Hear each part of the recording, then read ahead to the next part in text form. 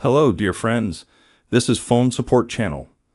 Before you start watching this video, please subscribe to the channel and give it a like. And also write your feedback in the comments if this video helps you, or if you have any questions. Thank you. In this video, I want to show and tell you how to share a Facebook post on your page, or copy the link or send the post to other social networks.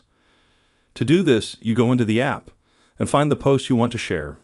For example, I want to share this post, and here I choose the button, Share. We click on this button. Here we can send this publication to our page and sign it, or we can send it to other people, and we can copy the link and send it to other social networks, like Threads or Messenger. As you can see, it's a very easy and quick way to do it. Done.